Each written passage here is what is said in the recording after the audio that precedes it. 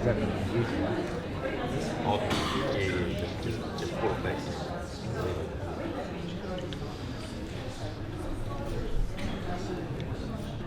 Tēnā koutou katoa, ka mihi, ki ngā mate, haere, haere, haere atu rā. Ka mihi ki te iwi kaianga, ki a rangatane, ki a tautau, e tau, nei ki a ora. Tēnā koutou, tēnā koutou, tēnā koutou katoa. Greetings to you all and welcome to Creative Cities Conversations. My name is Dave Charnley. I'm the Senior Urban Designer here at Palmy North City. Following on from the success of our first conversation, the carbon landscape, we have had very strong public interest in tonight's event, and I want to thank you all for taking the time out to attend.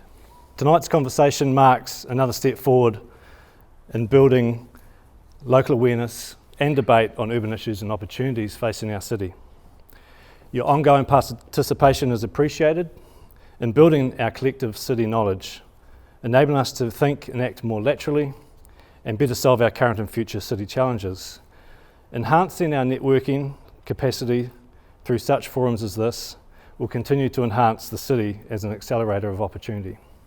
Like many cities globally, Palmerston North is not immune to many of the current urban challenges that cities face.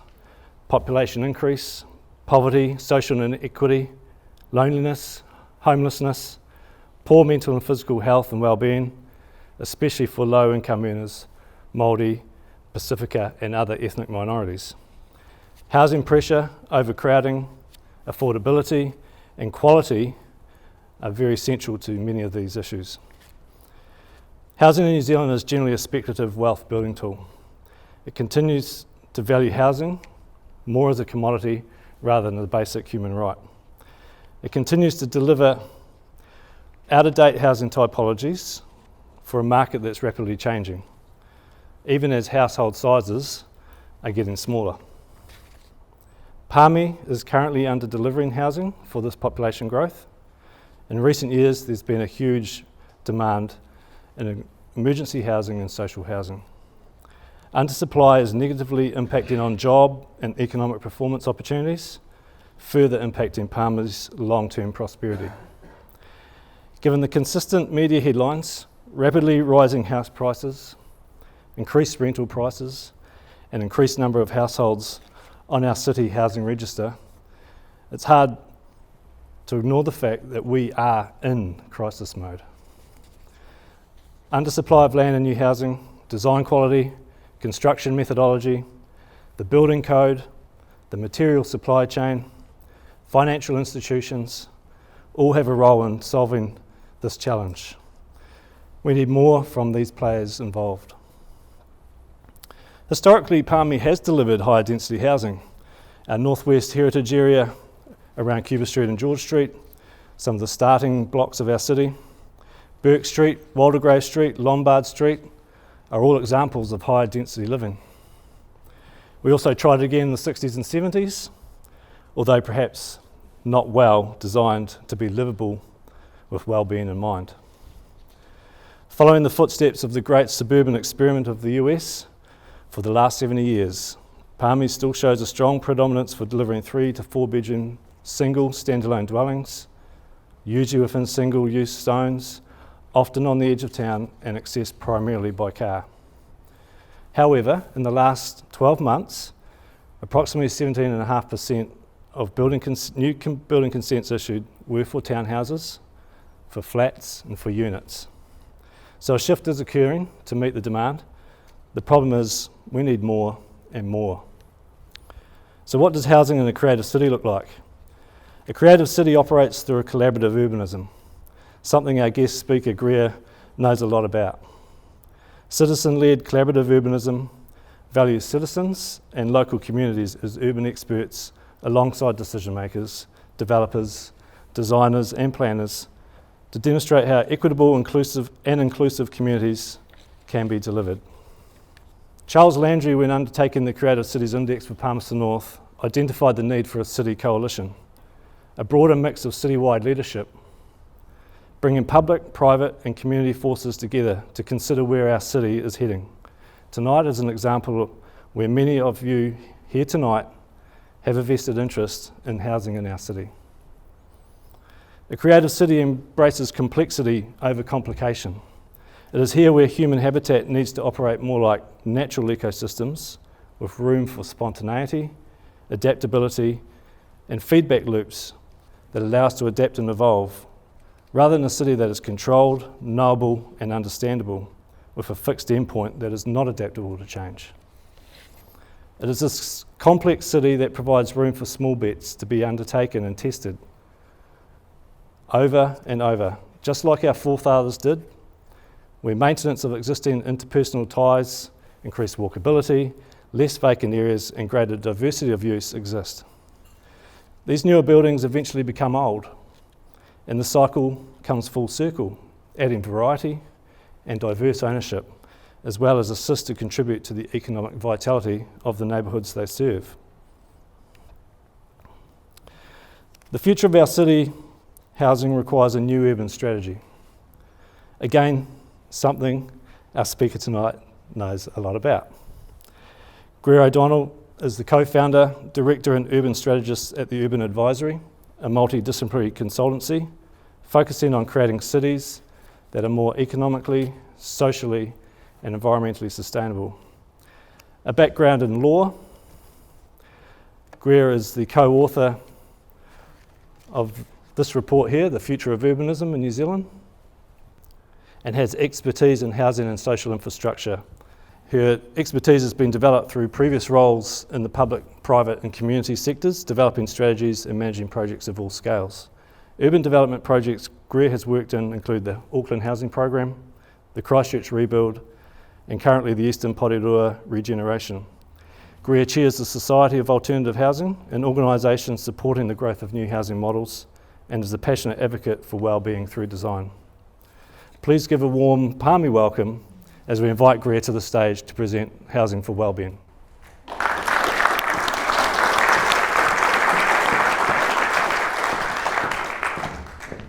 Thanks, Dave. Well, kia ora, and thank you for having me. I actually grew up down the road in Whanganui and have fond memories of Easy Buy and the hockey turf in Palmerston North. So when Dave reached out to me to come and speak, I was excited about the opportunity to come back to, I guess, what is my home region. So kia ora, tēnā koutou, katoa, ko Greer O'Donnell takawingawa, ko Whanganui and tamaki makaurau aho. I now reside in Auckland, tamaki makaurau. I work all over New Zealand, and I've spent a good bit of time in the last few years, before COVID came along, overseas with some amazing people who've been doing some amazing things to address housing affordability, inequities in our cities, and sustainability. That's not just environmental sustainability, but social and economic as well. So tonight, we're going to talk a little bit about wellbeing, what it is. We're going to talk about housing. We're not really going to delve into all the problems because we kind of know that there's a lot of those problems. We're going to focus on some potential solutions. We're going to talk about some examples. So for those of you who like strategy and big picture stuff, we'll start off with that. Then we'll get into some tangibles for those developers out there so they can actually be inspired by some very real projects that are happening. And then we're going to talk about a bit of a pathway for Palmy, and this is based on my limited knowledge. So I've done a bit of reading and a bit of research, but I do stand corrected if I've made any mistakes, and I welcome your thoughts and feedback. But first of all, so who are we? We are the Urban Advisory, and we're urban strategists. So we're not designers, and we're not architects, and we're not engineers, and we're not lawyers, but we used to be all of those things. And we've come together to create a multidisciplinary firm that's really based on recognising that city making is a complex system, multiple complex systems put together, and that you really need a transdisciplinary approach and an interdisciplinary approach to actually creating our cities. So we come at it from not a different perspective, but we bring all of the perspectives together. We do a lot of work with central and local government, but also with community groups and developers. So we play different roles. We are consultants, but we also work with groups doing development projects. So we like to believe that we can see all sides of the story and that we understand the realities of development on the ground and also the importance that policy and strategy play in our built environment. Fundamentally, we believe that our cities are about people. And unless you come from a position of starting to think about what people want and what's good for people, then our built environments are doomed to fail. We've had a decade or centuries of thinking about our built environments from a very technical perspective, from a what works from an infrastructure perspective, what works for the car, what works for people who are investing in cities, and not so much from a citizen-centric perspective.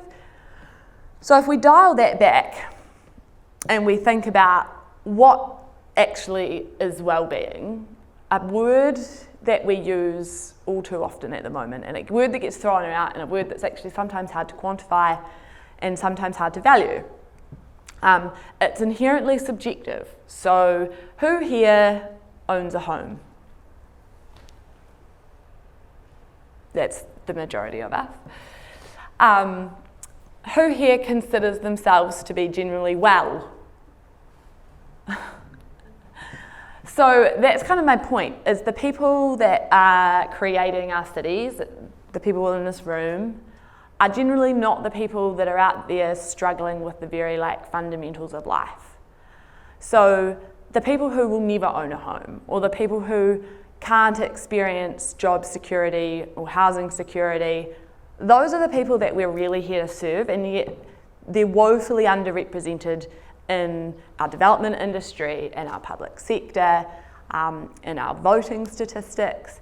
And so the challenge for us as a group is to try and think about the perspective of those people for who we're trying to serve, because we come with an inherently built-in bias. When we talk about housing affordability, when we talk about access to housing and all of these things, the people creating the policy are not the people that are living with the real issues. It's something that I personally grapple with a lot of the time, because I'm consciously aware of the fact that I've come from a very privileged upbringing, and my mum is here today. Thank you, Mum.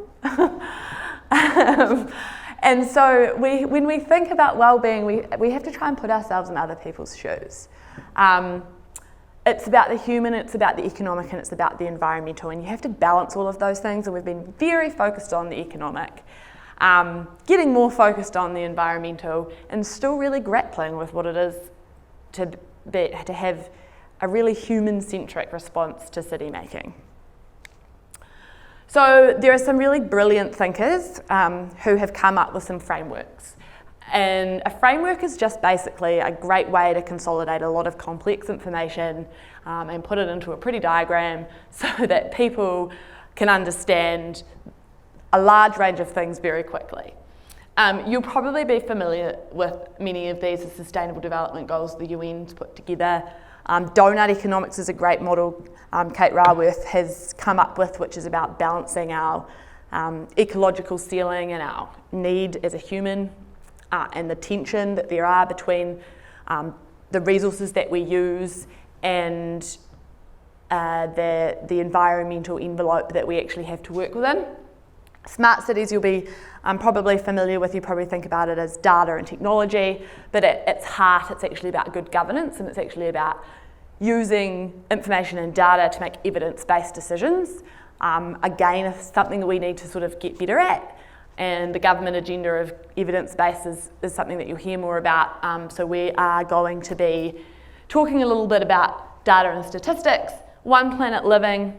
I just like this because it's very high-level principles that can be applied to all scales. It can be applied to a development or a full city, and it means different things at those different scales, and you can apply it as appropriate to your own city strategy.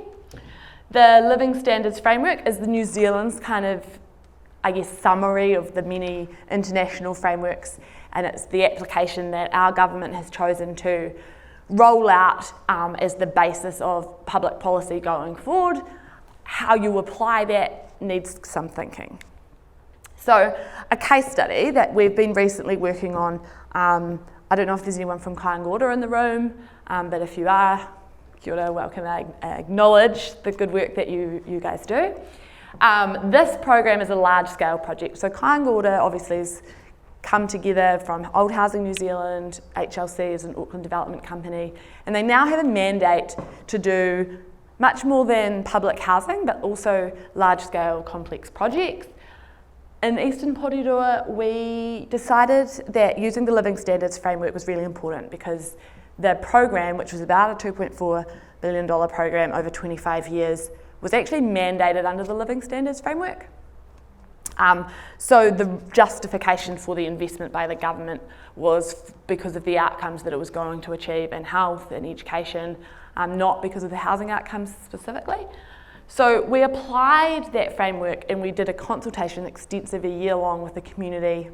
We worked with the 3 strategic partners, Ngāti Toa, PORIRUA City Council and the Crown through Kāinga, and developed a framework, a regeneration framework that applied to this community, a framework that had been developed by government but made it local. So what did it mean to those people who lived in that neighbourhood? We've created a set of indicators, again, with the local sort of perspective, and also thinking about, okay, so what nationally do we care about in terms of data and statistics? Not only objective ones, but subjective data, which is quite challenging because subjective data is obviously subjective. So we've come up with about 40 indicators that we will measure and monitor over the 25-year program to determine how well we're going in each of these areas of wellbeing. And as you'll see on there, housing is one area. So as a housing program, all of a sudden we're like thinking about, okay, what is our responsibility for the environment, for people's leisure and recreation outcomes, for our cultural identity? And it really starts to challenge the team, the people who've been focused on counting houses and delivering houses and pipes and infrastructure, which is all really important and we need those things. But it starts to shift our thinking away from deliverables and outputs to outcomes and to the actual purpose of why many of these people are doing what they're doing. These people living in Eastern Porirua are living in houses that have no windows, they're woefully uninsulated, they have no access to public transport. Their health is appalling. The statistics in Eastern Porirua are the worst across many domains, and particularly for Māori and Pacific people. So what does it mean for a distinct response to Eastern Porirua? Well, we delved into the people who actually lived there, which is the sort of the first step that we often forget when we're building housing and we're creating neighbourhoods, is that we're actually doing that for people. And if we don't understand who those people are and what their needs are in that community, then we're likely to develop or build or create something that's not actually fit for purpose. So warm, dry and healthy homes, awesome, definitely need those. But homes that are actually affordable for the people that live there, also really important. So in Eastern Porirua, for example, which is just a component of Porirua, Waitangiroa and Cannons Creek, if any of you know the area, we dug into looking at how many of the people that were living there were actually experiencing housing stress. So does anybody know what the term housing stress means? Yeah? You want me to ask? Yeah, I do. So I guess it's the stress that's put upon you when your housing is inadequate and all the flow-on effects. Yeah, no, that's quite correct. There's actually a definition that's been kind of accepted worldwide that when you're spending 30% of your income, or over 30% of your income, you're experiencing housing stress. As this lovely lady in the front has pointed out, there's also the impact of the cost of transport. And that's not factored into your 30%, that's just your cost to pay your mortgage or to pay your rent. In Eastern Porirua, as is the same in many of our low-income communities, is that there's actually a significant number of people who are experiencing extreme housing stress, which means they're paying over 50% of their income on their direct housing cost. So these people here are not, overly concerned about the market housing that's being built because they're never going to be able to buy that. Like, they're struggling to even pay their current rent, and all the associated costs that come with living, food, education, clothing.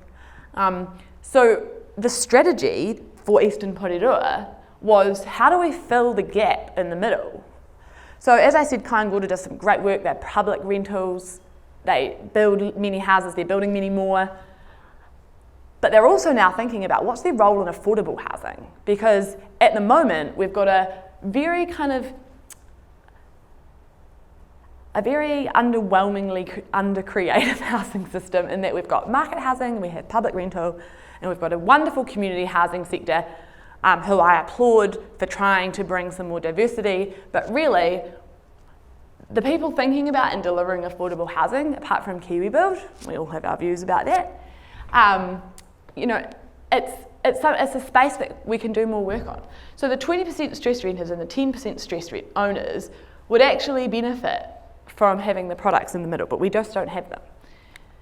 So we had to dig deeply into what housing meant for this community, and as I said, it was a large amount of community engagement, and what actually came up was around the diversification of typologies. So people really wanted to be able to live more intergenerationally.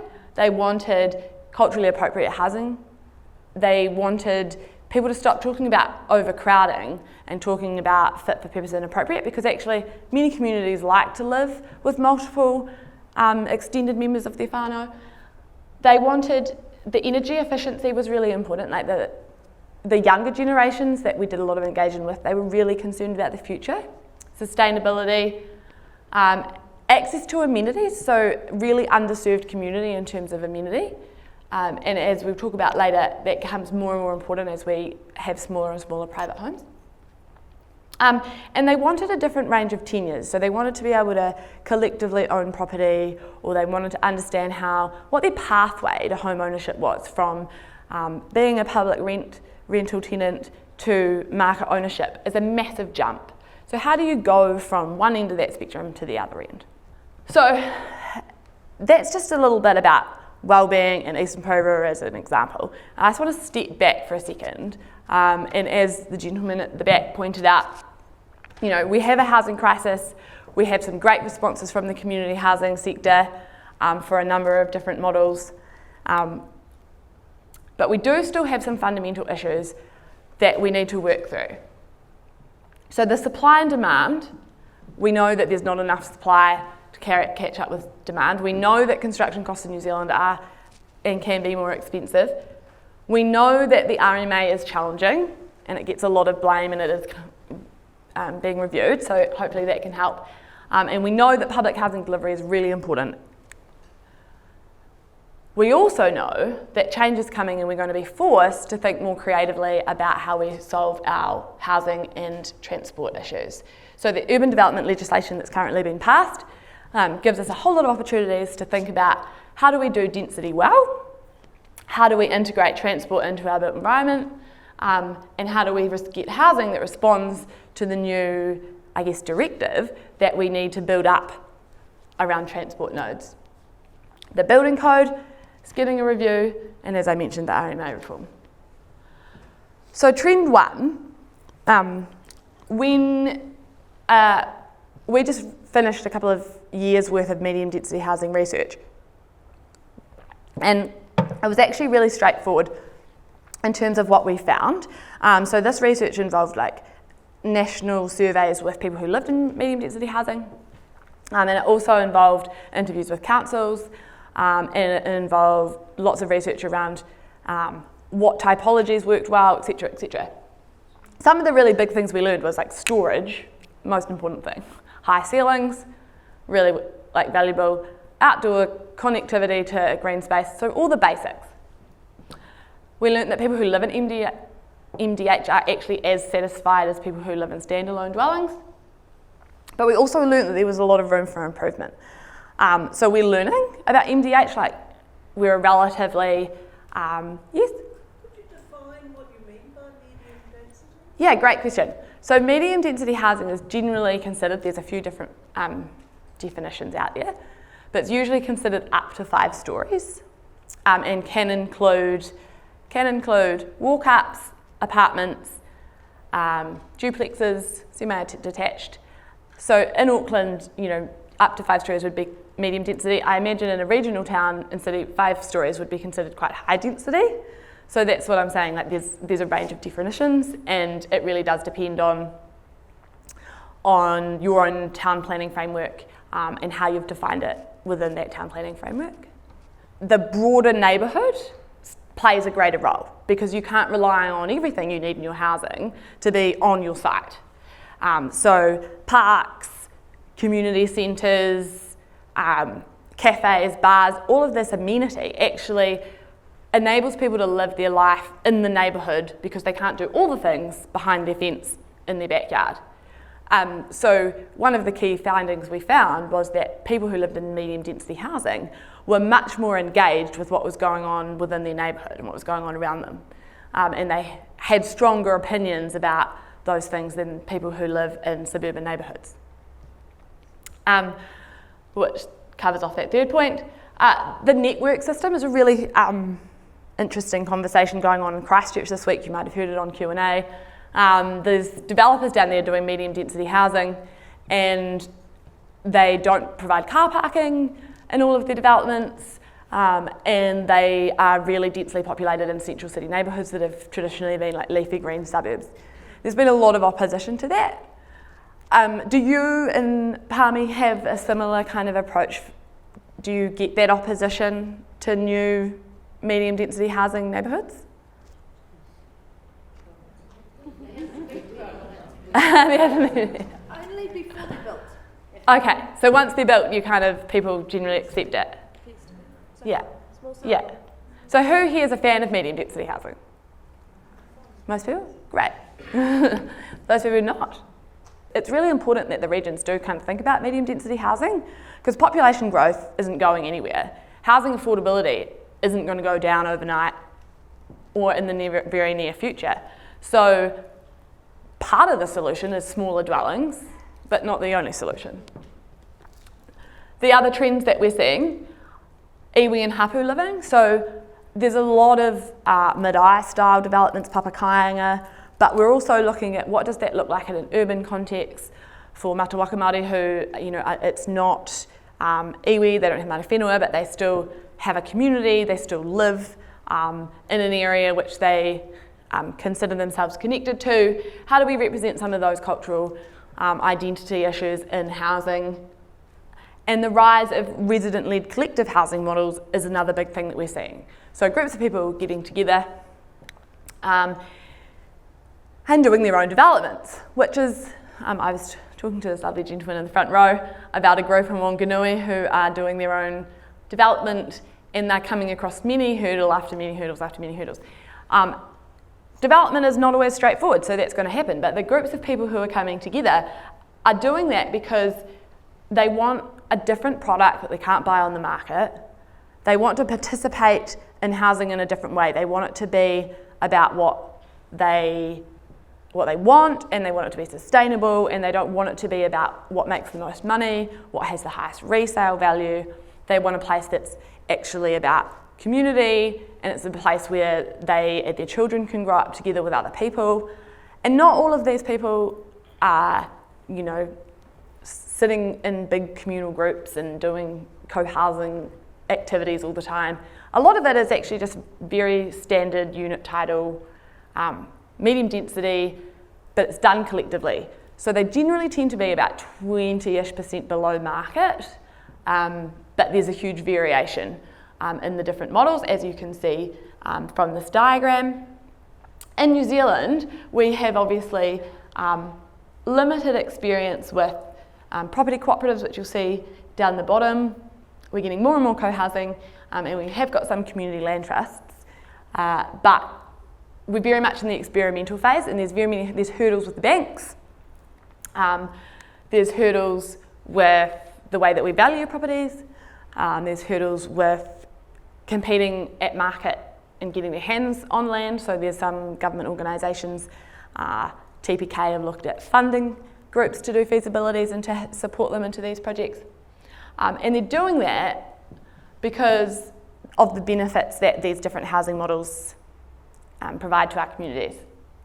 Some of these models actually provide perpetually affordable housing, so instead of a house being built once that's affordable, that house stays affordable generation after generation. So as one residence moves out, there's a resale formula attached to it. And that means that the next group of people coming in also get the benefit of affordable housing. There's the sustainability and land stewardship. So we all know that the building industry is one of the largest contributors to our emissions. So thinking about how we can reduce those in our building process and then throughout the life cycle of the building. The social connectedness and the health and wellbeing. There's generally an understanding that housing is not disconnected from the economic growth of a community, and so they start to look at how does small business, small enterprise, social enterprise get nestled in amongst housing. Medium density is great for that. Quality design, housing mobility and stability, so more options depending on where you are in life. And it builds capability and skills acquisition. So as different community groups get involved, different tenures are available, people actually have the opportunity to increase their financial literacy, their knowledge about home ownership, and it helps on that pathway. I mean, home ownership can be quite a daunting process for anybody, especially if you've never lived in a home that you or your family have owned, and you really don't actually understand the full kind of set of responsibilities that home ownership comes with. So when we have different tenures and different models, people start getting exposure to those experiences. So this is one of my favourite projects. It's on Māori land, some of which is around the marae, and they're trialling a number of different models. Shared equity, rent to own, a co-housing project.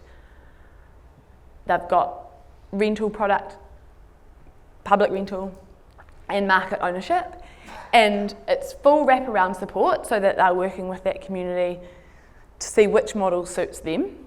It's a regenerative project, so they've looked into environmental and social sustainability, and they're doing it in conjunction with local council, central government, and the communities as well as iwi. So they're sort of like the poster child for new innovation in housing. And they've done it all based on providing affordable housing. So it's not over-spec'd, it's not anything particularly fancy, but it is all really good quality and affordable for those communities for which they're serving. Wahi Kāinga, so this is another project that we are working on in Eastern PORIRUA. It adopts the principles of papa kāinga. For those of you who don't know what papa kāinga, that's Māori housing on Māori land. Very simplistic explanation of that. We wanted to adopt those principles and bring them into an urban context on non-Māori land for non-Māori, but still adopting many of the principles because they're actually fundamentally good for everybody. As you'll see, the typology is quite different. There's a large communal area. As a Pākehā, we might not gather largely in large whānau arrangements often, but Māori and Pacific communities do. And one of the key things we found for this community was that they really wanted spaces where they could do that. But they also wanted spaces where they could retreat as private individuals. And so balancing those two things was actually quite challenging. And in this project, we've committed to a co-design process. So we'll actually get around the table with those people who have been identified to participate in the project and nut out those things together, which takes a bit of time and is not always viable when you're sitting on like expensive land holding costs. But in this instance, it's a partnership with iwi, and so we do have the opportunity to do that kind of innovation, that kind of thinking. Buckley Road, so this is a medium density housing project in Wellington. 4 people got together and decided to build their own homes. They've come across a number of hurdles because the banking system doesn't really understand what that means. The valuation attributed to these properties has been lower in some instances than what you'd see at the market, which means the banks don't want to loan against them. They've had to navigate all of these things. And it's not because the product is worse. In fact, it's actually like a really good quality product, but it's because the valuers don't have any comparable product to compare it to. So they compare the shared common area, for example, to like a hotel lobby, which it's not comparable, but that's sort of the situation that we find ourselves in for all of these projects that are pioneering new ways. Co-house, this is the classic co-housing project in Grey Lynn in Auckland. As you can see, it went from single house zone to medium density, so that's 3 stories. They had to fight to get limited numbers of car parking because of the concerns that the cars on the street, the cars in the apartments would be clogging up the streets. Now, with the national policy statement, those things become easier for these projects because you're not actually required in certain areas to have that minimum number of car parks. Another Wellington example. So these are all this is a resident-led project. So there's architects, but there's actually no developer, it's just the community group. A really good example of higher medium density, so as you can see that's about 1, 2, 3, 4, 5, 6 stories I think. But really focused on connectivity. They have external balconies and a centralised courtyard. They have all their own individual amenity within their apartment, but they also can choose not to put their washing into their own apartment because they can access the communal one if they want to reduce cost.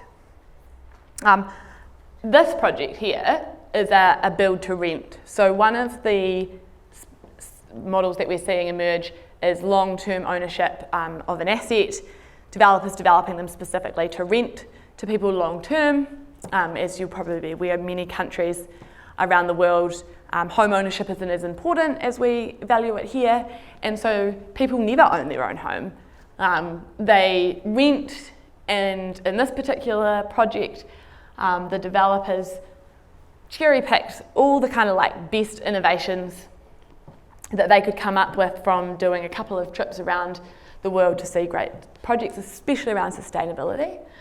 So as you can see, there's just huge amounts of amenity, shared guest rooms, common electricity, vegetable garden, the way wastewater's dealt with, all of the recycling.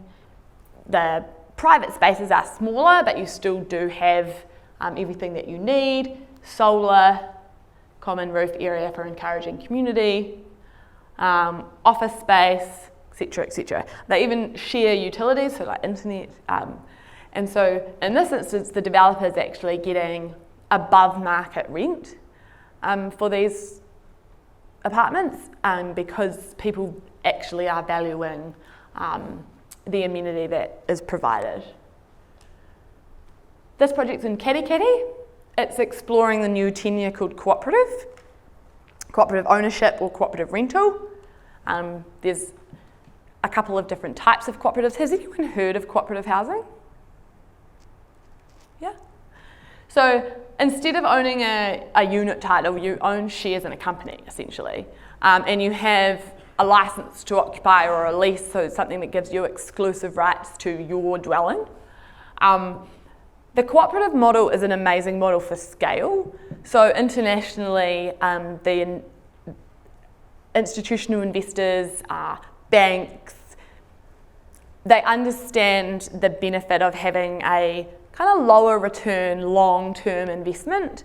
So cooperatives attract a different type of finance, and the way that the governance structure works means that people have a sense of ownership over that property whilst not having to fork out the sort of capital outlay at the beginning. So you have a lower deposit. Operationally, they're very sustainable. People pay less over the long term. And in some countries, they've got like an amazing model where they actually get more affordable over time. The first lot of renters or cooperative owners pay more, and then over time it decreases. The depreciation of the building's all factored in, and they're usually in partnership with the public sector. So they have access to land either on long-term rental basis. that means that that also lowers the cost of the housing. Councils and government participate in these projects because they recognise the importance of providing affordable housing for their key worker base. So this is not public rental or social rental like the community housing providers products.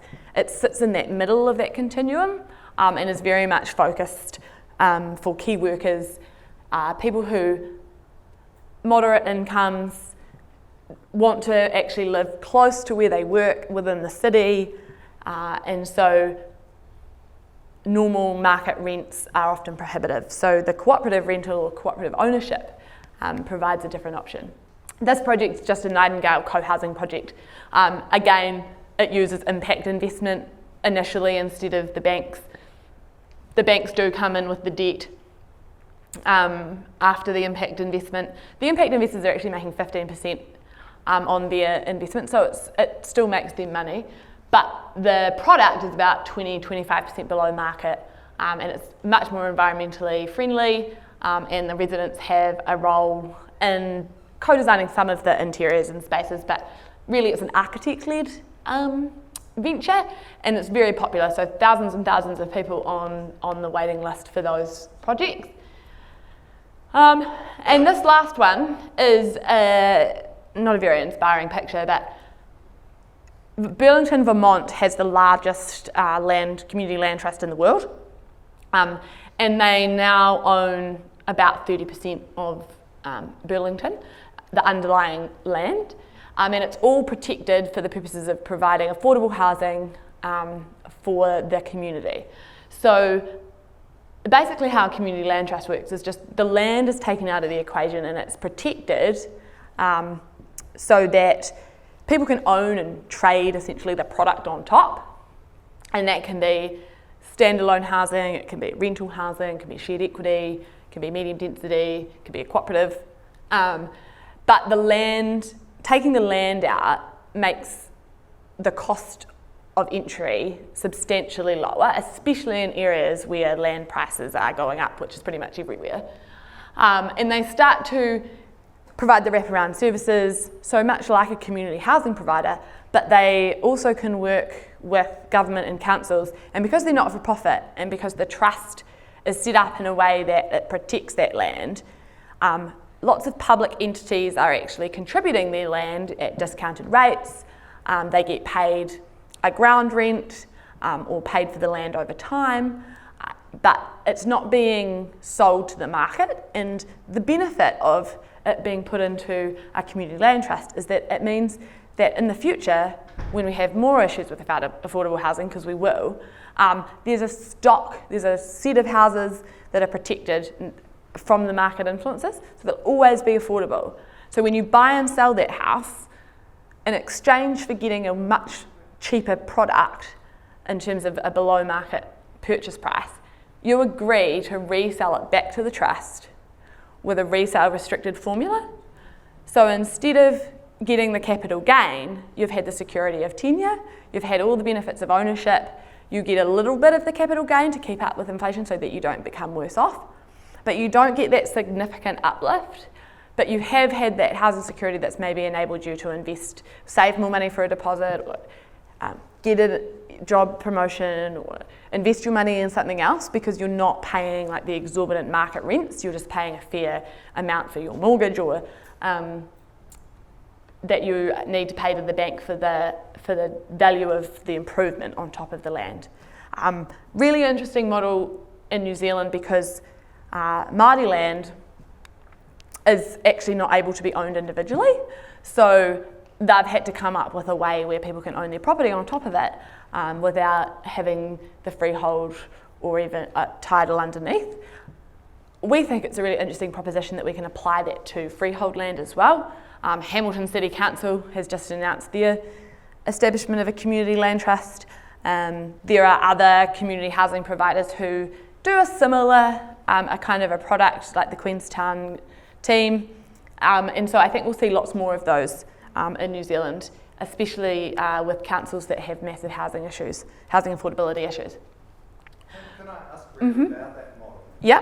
In terms of well-being, one aspect of well-being is you only own the house on top, then that's a depreciating asset. So effectively, you've got less. It's great to have the housing security that a model like that has, but how does the wellbeing work? Yeah, so Past generational wealth. So that worldview is not shared by all, and so that's a very traditional kind of Kiwi approach. Like, we do generally value housing as a wealth building commodity, but there are many parts of our population who don't, and for them having the opportunity to own anything, to not be kicked out of their rental, to actually participate in the governance so that it's their own sense of pride, being able to turn up to a home that is like warm and dry, all of those things which you don't necessarily get when you're privately renting. Like, that is what people consider most important to their well-being. Yeah, it's not a comparable product to market housing, but for the people who community land trusts serve, market housing is never an option for them. It's never going to be an option for them. So community land trust ownership as a stepping stone is a comparably great option when you're like moving into your 16th rental in the last 2 years. So I think we just have to kind of like accept that for a lot of New Zealanders, yeah, we do want to build wealth through our homes. Like, I own my own property. I'm not worried about passing it on, I don't have children, but I can appreciate that other people do feel that way. But I also work in communities every day where people are like, what do you mean there's like an actual chance that I would own my own house? And so you're giving people who never had any hope of that, hope. And I think that that is the most important thing for people's well-being. Anyway, that's a little rant over. Thanks for asking that question. Right, so we're probably running fast out of time. I have no idea what the time is, but I'm just going to really quickly run through this. You guys have a housing and future development plan and a social housing plan. So you also have a growing population. You've got quite a low median personal income, but not terrible. You've got a young population, which is amazing, even though they might be transient because of the university. Globally, we have ageing population, and we also have increasing ethnicities. So the preferences for housing choices are changing, and we traditionally, in the market, love to provide 3-bedroom and 4-bedroom homes, but actually when you delve into what people want and what's meeting the future housing demand, which we don't generally tend to think about in New Zealand, we often think about historical demand to tell us something about future demand, you actually need a much more diverse range of housing. The median market rent, still fairly good. I haven't had the opportunity to dig into the integrated data sets that the government holds, which tell you about how much housing stress different parts of this community is. But if it reflects national trends, the intermediate housing market is actually growing. So those people experiencing housing stress, even those people who own their own homes, they're actually becoming increasingly unaffordable with increasing rates, etc. We've kind of already talked about the need for affordable housing and the tools and levers that council can use. Inclusionary zoning is a big kind of discussion that's being thrown around in councils at the moment. That's sort of a requirement to build in a number of affordable housing within a development. It's a sort of simple version of the story. The RMA actually, it's quite a high test, so councils are hesitant to try and implement this because of the potential risk that they will be challenged. There is a lot of resistance from the development community, but there's also a really growing kind of support within some of the development community that this might actually be a good idea, and if it's created in such a way that it's not unreasonably requiring developers to provide an unreasonable amount of affordable housing, actually everybody kind of agrees that it's probably a good idea. So those are council policy settings. Community land trusts we've talked about. Effective partnerships, so developers, community housing providers, public sector and private sector working together. I had some great conversations this morning with the councillor and the mayor about how they're actually a developer and they're stepping into that space. The more that councils can recognise that they have a position that they can utilise with land and with taking on or sharing some of the risk, the more opportunity there are for developers to kind of be creative and to take some extra risks in doing things differently. Again, in New Zealand, council's role as a developer is an emerging one, and so it's often like land policies don't actually enable them to do things like discount land to get better outcomes. So we have to work through a range of issues in order to get the full kind of spread of products that are available, especially in the middle of the housing continuum, which are perhaps not quite commonly understood, like co-living, which is sort of long-term build to rent, curated community, shared equity and ownership cooperatives, co-housing, rent to buy, etc. So my concluding thoughts are that without having a plan, and not a strategy, because I love strategies, I'm an urban strategist, but without having a plan that actually sets targets and identifies real kind of mechanisms and tools and levers, we're unlikely to see the change that we need to see to really shift the direction that we're going in. So I know that in Palmy, you guys, you've got greenfields developments, but your land supply is probably coming to an end relatively shortly. Do you want to release more land? Do you want to continue to develop and grow outwards? Or do you want to look at perhaps better utilisation of some of your central city sites? And what does it mean to go up? And what does it mean to do that while still preserving the character of a low density city?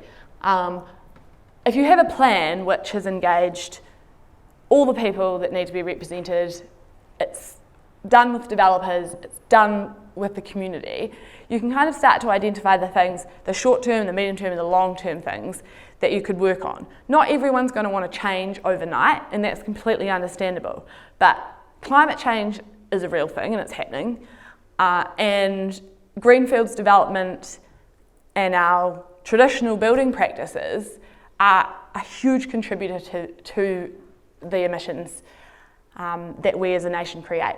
So you guys have an eco strategy. I think understanding the role that housing and construction is playing in preventing you from achieving those goals is really imperative.